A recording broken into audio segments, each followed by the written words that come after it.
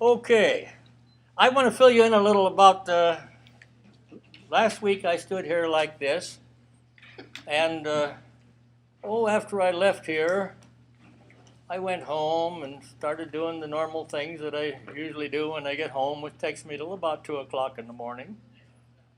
Well, I suppose it was about 10 o'clock, and for those of you who don't know, I had some pretty significant congenital heart problems, including a bad aortic valve and an irregular heart, and I have atrial fibrillations all of my life.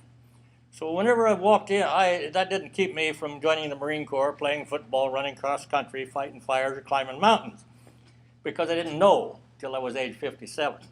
Praise the Lord. But thanks to modern medicine and a forgiving Lord, I'm still here, and I'm going to be 73 next birthday. Okay.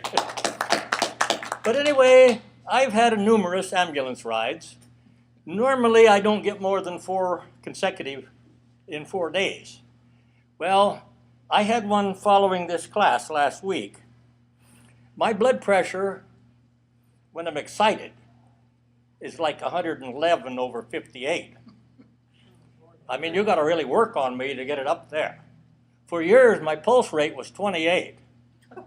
I would walk into a doctor's office and they would ask me how I got there. And I drove. Where'd you drive from? I'm at Clackamas, Oregon, checking into an emergency room. They want to know where I drove from. Napa Vine. Napa Vine, where the hell's that? Well, it's up around Chehalis, Centralia, Washington. You should be in a wheelchair. You shouldn't be allowed on the freeway. Well, for a long time, they'd ask me, do you fall a lot?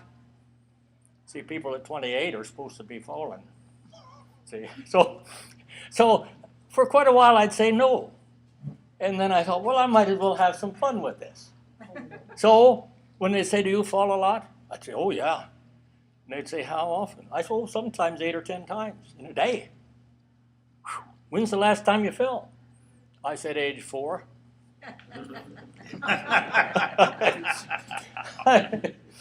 So I got to the point where I had quite a bit of fun with it. Because frankly, I've never had any pain, and I've never been short of breath. All the questions they ever asked me were always no, no, no. And then the next question was, well, why are you here? Some of you are asking that about why I'm here, right? Well, it's worked out that way. But anyway, a couple years ago, Al Linder, who was head of the American Cribbage Congress, decided that I was significant enough to receive the President's Award, which is an award given to one person in the ACC annually each year. And that was at the Portland Grand National, Portland, Oregon. And I thought it was a secret. And so I didn't tell nobody. I mean, I got an email telling me, but that was it. I got in there, and it's in all the programs. Here all these people are sitting there, and here it is in the program.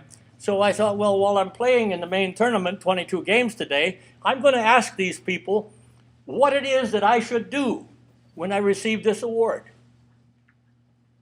And so I started out. Game 1, I said, well, you've seen it in the program already. Now, what's the best thing I can do when I receive this award?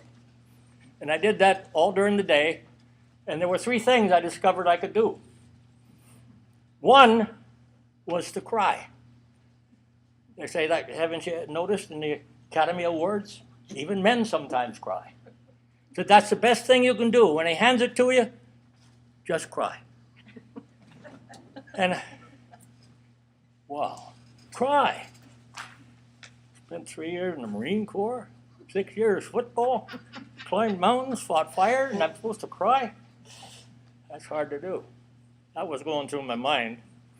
Then another group said, just become speechless. They said, just open your mouth and your lips flutter, but nothing comes out.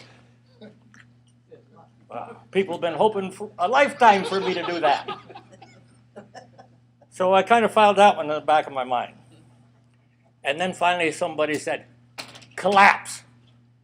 Just accept it and fall over backwards. Collapse. I thought, now, by God, that's something I've had some experience doing. I should be able to do that really well. So anyway, I got down there to get my award, and that's kind of what I went through, as I discussed with the folks in the tournament today what I should do when I accept this award. And the most frequent thing was that I should cry. Well, I want to tell you something about this. What is it? It's a drying out that occurs with aging. Our bodily fluids quit dripping. And I said, I'm just going to talk about the ones from the neck up. But I said, right now, I put grease in my ears twice a day because they get so damn dry, they scale big scales out of there. I've got wet tears to put in my eyes because my eyes aren't producing any damn tears, and I'm supposed to stand up here and cry when I get this award. I've got a special drop I put in my nose because my nose is too dry. I got a butterfly patch on each side of my face. I've got 2 different kinds of cream I use on that because it's too damn dry. And most of you folks think that people quit French kissing at my age because there's a hormonal change. I got news for you. It's that terrible dry mouth syndrome. It's too damn abrasive. I mean, it can be harmful. It can cause lacerations. It's like 2 files going in the mouth. Not a good thing to do. So I ruled that out. And then the second thing they said, that I should be speechless. How many of you think I can do that? No way. But I said there's a number of you in this room. The third thing they said was that I should just fall over and collapse. They've seen it happen before. Folks just go limp when they receive such a nice award.